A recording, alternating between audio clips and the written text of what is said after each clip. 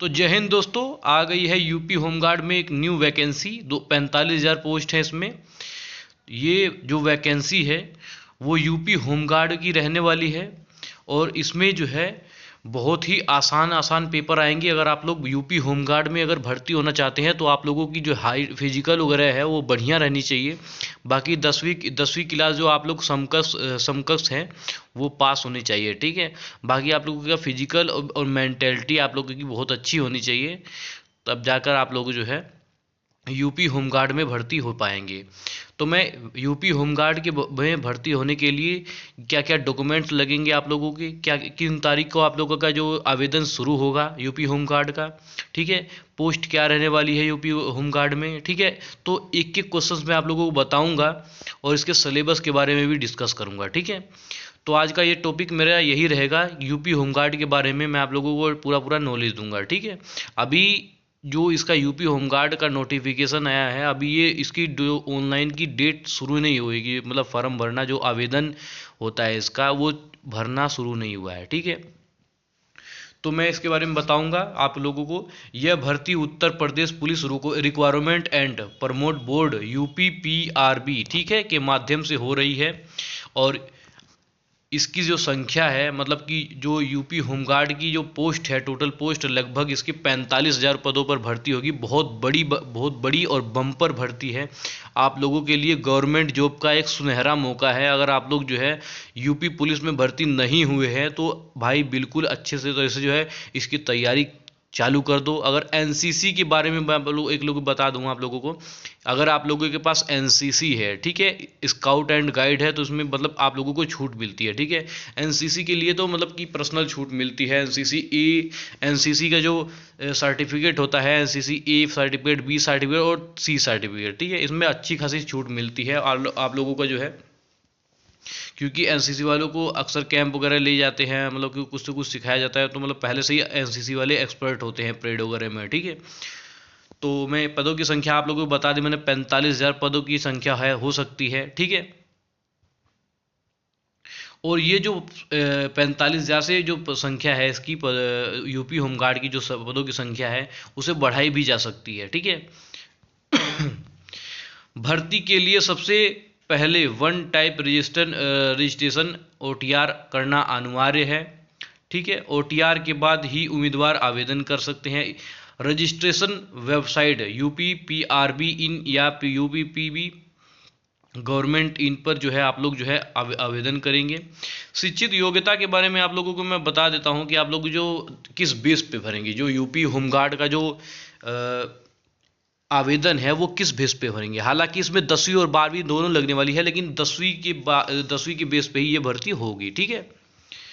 तो कम से कम 10वीं पास या समकक्ष होना जरूरी है इसमें, ठीक है। आयु सीमा की मैं आप लोगों को बता दूं कि यूपी होमगार्ड में जो है आयु सीमा है 18 से लेकर 30 वर्ष, ठीक है। और एज रिलैक्सेशन के बारे में आप लोगों को पता है कि जो आप लोग एससी और एसटी और ओबीसी वालों को जो है छूट मिलती है, ठीक है। ये नोटिफिकेशन आने के बाद ही आप लोगों को जो आवेदन का जो आवेगा, आवेदन जब चालू होंगे तो उसमें ऑलरेडी लिखा रहेगा एज। अभी तो इसमें दिया है कि 18 से लेकर 30 तक के दिया है, फिर जब आवेदन आएगा तो एज रिलैक्सेशन के बारे में आप लोगों को पता चलेगा, ठीक है। और उम्र की गणना एनरोलमेंट वर्ष के 1 जुलाई के आधार पर मानकर की जाएगी, ठीक है। और चयन प्रक्रिया की मैं आप लोगों को बता दूं कि सबसे पहले आप लोगों की लिखित परीक्षा होगी, मतलब आप लोगों का जो है लिखित परीक्षा होगी, ठीक है, ऑफलाइन पेपर होगा। फिर उसके बाद होगा शारीरिक दक्षता, मतलब आप लोगों का होगा फिजिकल, ठीक है, पीटी मापदंड परीक्षा, ठीक है। इसमें आप लोगों का जो है दौड़ वगैरह भाग वगैरह करेंगे, सीना उना जांचेंगे, ठीक है। एक बात बता दूं आप लोगों का, अगर गर्ल्स उम्मीदवार है, आप लोग जो महिला उम्मीदवार है उसके लिए जो है चेस्ट नहीं रहता है, सीना नहीं नापता है, और पुरुष कैंडिडेट के लिए सीना नापता है, ठीक है। तो गर्ल्स अपना जो है अच्छी तरह से वेट, उनका वजन नापा जाता है, वजन अपना बढ़ा ले। अगर 45 केजी से नीचे है तो अपना जो है बढ़ा ले, ठीक है, वजन। उसके बाद आप लोगों का दस्तावेज सत्यापन में मतलब इसका मतलब आप लोगों का जो है डॉक्यूमेंट्स वेरिफिकेशन होगा, उसके बाद होगा आप लोगों का मेडिकल, ठीक है। फिर एक नए नियम के बारे में आप लोगों को बता दूं कि भर्ती की प्रक्रिया हाल ही में नई नियम वाली लाई गई है, जिसमें चयन प्रक्रिया और भर्ती अधिक पारदर्शी होगी। ठीक है, भर्ती पूरी तरह से ऑनलाइन होगी, इनका कहना है। प्रारंभ तिथि अनुमान, कुछ सूत्रों में कहा गया है कि आवेदन 1 जुलाई 2026 से हो सकती है, लेकिन OTR रजिस्ट्रेशन पहले से ही चल रहा है। ठीक है, ये तो आने के बाद ही पता चलेगा कि आवेदन कब से चालू हो गए। ठीक है, सैलरी मासिक में आप लोगों को बता दूं कि यूपी होमगार्ड में जो सैलरी होती है वो चुने गए होमगार्ड स्वयं सेवकों की सैलरी लगभग 20,000 से 22,000 प्रति माह हो सकती है। ठीक है, और इसके बारे में मैं आप लोगों को बता दूं कि यूपी होमगार्ड भर्ती परीक्षा और चयन प्रक्रिया प्रमुख घटक। ठीक है, लिखित परीक्षा के बारे में, लिखित परीक्षा राइटिंग एग्जाम के बारे में आप लोगों को बता दूं कि लिखित परीक्षा 100 अंकों का हो सकता है। ठीक है, मतलब जो 100 अंक मतलब जानते हो 100% के, मतलब 100% 100 अंक के हो सकते हैं। ठीक है, और इसके यूपी होमगार्ड की परीक्षा का समय मैं आप लोगों को बता दूं कि इसका जो समय होगा परीक्षा का वो 2 घंटे होगा। ठीक है, और भाई इसका जो लिखित परीक्षा जो आप लोगों का ऑफलाइन पेपर मिलेगा, ऑफलाइन इसकी वीडियो में आप लोगों को अलग से बना दूंगा, जो मतलब कि ऑफलाइन पेपर होगा इसका। ठीक है, इसमें बहुविकल्प जो है क्वेश्चंस आएंगे, जो आप लोगों को टिक करके आगे चलना है। ठीक है, 4 ऑप्शंस आएंगे, एक क्वेश्चन के 4 ऑप्शन आएंगे, उसमें आपको टिक करना है। ठीक है, और विषय पाठ्यक्रम जो है सामान्य, जिसमें मतलब कि कोई किस किस क्वेश्चन किस किस सब्जेक्ट से जो है उसमें क्वेश्चंस आएंगे, इन्होंने पहले से ही बता दिया है। देखो, नोटिफिकेशन आने का मतलब ये है कि आप लोग उसे अच्छी तरह से पूरा पढ़ो। नोटिफिकेशन पढ़ने के लिए दिया जाता है, जो जो नहीं पढ़ेगा वो बिल्कुल खता खाएगा बाद में, क्योंकि उसे कुछ पता ही नहीं होगा। नोटिफिकेशन पढ़ता तब तो उसे पता चलता है।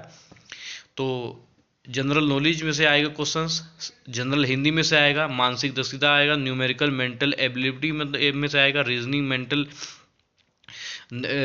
मेंटल में से आएगा। ठीक है, और देखो, शारीरिक परीक्षण फिजिकल टेस्ट, शारीरिक परीक्षण को 2 भागों में बांटा गया है। ठीक है, फिजिकल स्टैंडर्ड टेस्ट PST मापदंड, हाइट, चेस्ट, वेट। ठीक है, और देखो इसमें साफ साफ लिखा गया है कि पुरुष न्यूनतम ऊंचाई जो है, जो उसकी हाइट है यूपी होमगार्ड के लिए 168 है सामान्य के लिए। ठीक है, और पुरुष ST के लिए विशेष वर्ग न्यूनतम ऊंचाई है 160। ठीक है, पुरुष छाती बिना फुलाए कम से कम 79 सेमी, फुलाने के पर जो है कम से कम 5 सेंटीमीटर का जो है अंतर होता है। ठीक है, मतलब 84 सेमी।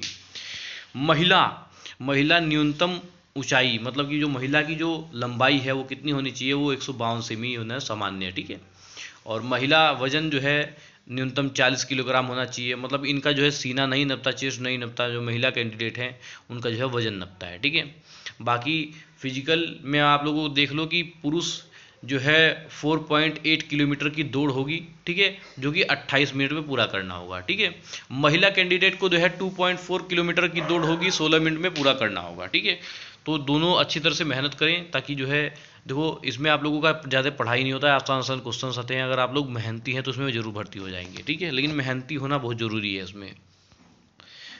भाई अधिकांश, मैं आप लोगों को इस चीज़ बता दूं कि अधिकांश कैंडिडेट ये कह रहे हैं कि मैं, अरे भाई मैं कहाँ यार, अब यही रह गया कि होमगार्ड का फार्म भरेंगे। भाई देख, आप लोगों को अभी फ़िलहाल गवर्नमेंट जॉब लेने की ज़रूरत है। अभी कोई भी फ़िलहाल गवर्नमेंट जॉब ले लो, बाकी तैयारी करते रहो यार। तुम अपने हिसाब से DM बनो, SSP बनो, IPS बनो, मतलब अभी अपने माँ बाप का सपना रोशन करने के लिए फ़िलहाल हाल ही में एक गवर्नमेंट जॉब ले लो। ठीक है, फिर उसके बाद पढ़ते रहना।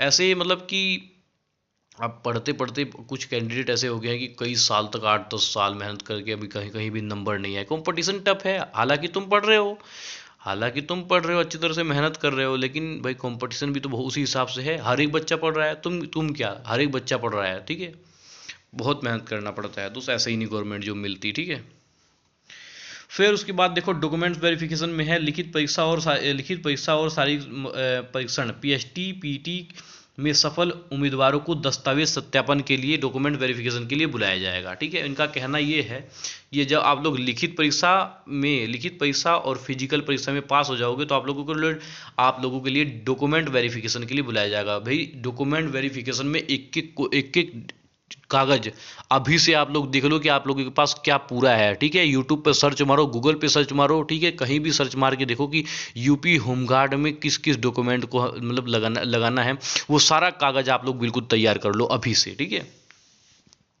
ताकि आप लोगों को बाद में दिक्कत ना हो। ठीक है, और सबकी 4-4 5-5 फोटो स्टेट करवा के रख लो। ठीक है, अगर आप लोगों पे अपने ऊपर भरोसा है, उम्मीद है कि हाँ मैं पास हो जाऊंगा, तो आप लोग जो है फोटो स्टेट करवा के रख लो, ताकि अगर एक की जगह दो जैसे एक आधार कार्ड मांग रहा है, जैसे नॉर्मल बता रहा हूँ, जैसे डॉक्यूमेंट वेरिफिकेशन में मैं आप लोगों को बता रहा हूँ कि एक मार्कशीट का फोटो स्टेट मांग रहा है, तो आप लोग 4 देने की हिम्मत रखो, ताकि आप लोगों को कोई दिक्कत ना हो। हालांकि ज़्यादा क्या होगा कि बचेगा ही, तो फिर दोबारा रख लेना, तुम्हारे काम ही आएगी। लेकिन अभी जब भी आप लोगों का डॉक्यूमेंट वेरिफिकेशन होगा, ठीक है, लिखित परीक्षा और फिजिकल परीक्षा में आप लोग पास हो जाएंगे, तो डॉक्यूमेंट वेरिफिकेशन में आप लोगों से जब मांगा जाए, तो आप लोगों के ऊपर ऐसा नहीं होना चाहिए कि मेरे पास नहीं है, मेरे पास है और बहुत है, आप लो। ठीक है, डॉक्यूमेंट एक एक डॉक्यूमेंट आप लोगों को अच्छी तरह से तैयार करना है, मेरे कहने का मतलब ये है। ठीक है, फिर सत्यापन के दौरान आमतौर पर ये दस्तावेज मांगे जाते हैं, जैसे देखो शैक्षिक प्रमाण पत्र, जैसे 10वीं की मार्कशीट, ठीक है, पहचान पत्र, आईडी प्रूफ, जैसे आधार कार्ड हो गया है, ठीक है, डीएल हो गया आप लोगों का, और मतदाता, मतलब कि बहुत सारे ऐसे हैं। फिर उसके बाद जन्म प्रमाण पत्र मांगेंगे, जन्म तिथि प्रमाण पत्र, ठीक है, बच्चे का जो उम्मीदवार है, निवास प्रमाण पत्र मांगेंगे अगर आप लोग यूपी के, ठीक है, आरक्षण प्रमाण पत्र मांगेंगे हैं, जैसे एसटी एससी ओबीसी है, मतलब जो जाति प्रमाण पत्र होता है। अन्य जरूरी दस्तावेज जैसे मेडिकल की कोई विशेष योग्यता प्रमाण पत्र आदि या नोटिफिकेशन में स्पष्ट होगा। ठीक है, अन्य परीक्षा चरण, कुछ रिपोर्ट्स में मेडिकल परीक्षण की चरित्र जांच है भी की जाती है। ठीक है, मेडिकल सूची, फाइनल मेरिट, लिखित परीक्षा, अतिरिक्त अंक कोई अगर शारीरिक परीक्षा में आधार पर तैयार की जाएगी। ठीक है, अतिरिक्त अंकों में प्रोफेशनल मार्क के नियम लग सकते हैं। उदाहरण के लिए एनसीसी प्रमाण पत्र हो तो अतिरिक्त अंक मिल सकते हैं। भाई एनसीसी की तो भाई बात ही अलग है, अगर आप लोगों के पास एनसीसी है तो ठीक है, बहुत अच्छा है। ठीक है, तो ये है जानकारी, आप लोगों को कैसी लगी आप लोग बिल्कुल बताइए, वीडियो के अंदर कुछ कमेंट करिए। अगर आप लोगों को कुछ भी पूछना है तो आप लोग वीडियो के अंदर ज़रूर कमेंट करना। ठीक है, और वीडियो आपको कैसी लगी आप लोग कमेंट बॉक्स आप लोगों के लिए दिया गया नीचे, आप लोग साझा करें बिल्कुल। ठीक है, और मिलते हैं किसी नेक्स्ट वीडियो में, तब तक के लिए जय हिंद जय भारत। अच्छी तरह से तैयारी करिए दोस्त। ठीक है, तुम्हारे माँ बाप की तुमसे बहुत ज़्यादा उम्मीदें हैं।